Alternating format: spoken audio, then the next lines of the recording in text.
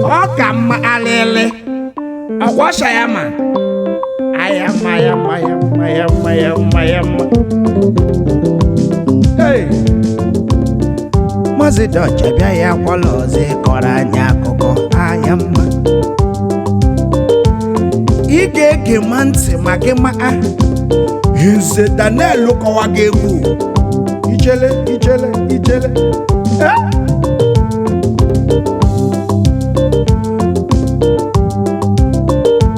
Ọkpakụ Erieri lemakwala kpọnọrị ndị nwụrụ anwụ oringo.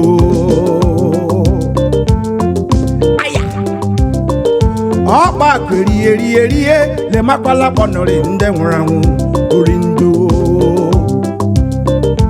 Ụmụ ibe aramanọnụ onye shoba wee ji ihe ya aramanụ ndị ọzọ kparara ihe orindo. Ịnụ ka ya Ọkpakụ Erieri lemakwala kpọnọrị ndị nwụrụ anwụ. Ọkpakụ Erieri lemakwala kpọnọrị ndị nwụrụ anwụ orindo. Ụmụ ibe aramanọnụ onye shoba wee ji ihe ya aramanụ ndị ọzọ kparara ihe orindo. Ị ga-agbalị na-achọpụ sọm naira note wala ayayama kwa gị gbacha akụ idosala ya ndị ọzọ nwere ihe ga gbacha akụ ga adọsa idosala ya ụmụ ibe nwere ihe onye richa ya chịma gị ọchị akpọmaka Ọkpakụ Erieri orindo. Iwelem. This beautiful music kọwakashi gị na-akpala akụ na-esefu na-eme investment na gị gba mbọ na-eri so na-spend on yourself na-take care of yourself ma is taking care of other people. Don't forget to take care of onwe gị wala ọkwa gị docha akụ ga-edosa idosala ya ndị ọzọ na-eri ihe ka gbacha akụ ka adọsa idosala ya ụmụ ibe na-eri ihe onye richa ya chịma gị ọchị akpọmaka Ọkpakụ Erieri orindo. Hey! Ayama.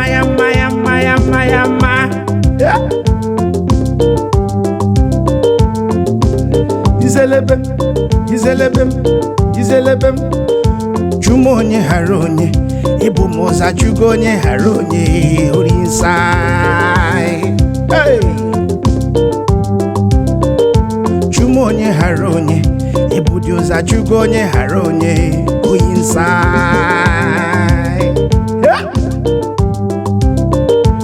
Ajụ ka ịma na mma ịma karịa ala adanwe igwe.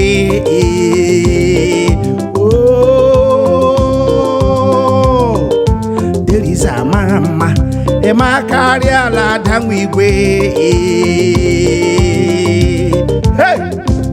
Izelebe Rosie mara mma ịma karịa ala adanwe igwe.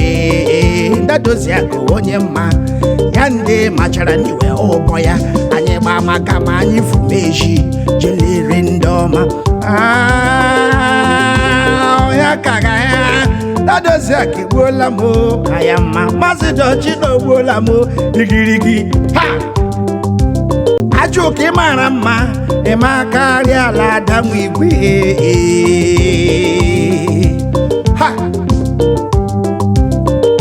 Deliza mara mma ọma karịa ala adanwe igwe.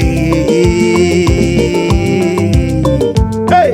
Ayama Rosie mara mma ịma karịa ala adanwe igwe. Ayama Mazi Dochi onye mma ya ndị machara n'iwe ụbọ ya shanye gba maka ma anyị fumeji jelere ndị ọma. Ịhụ aka ya gị gbaala ego gị na-ehepụla ndị mmadụ na-eme investment. Try as much as possible to take care of yourself, to enjoy a little.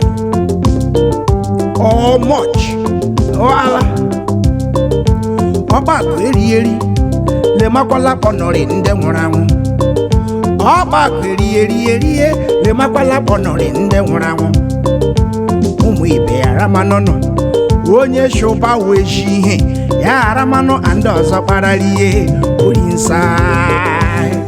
Alright, thank you very much for joining. Thank you for watching.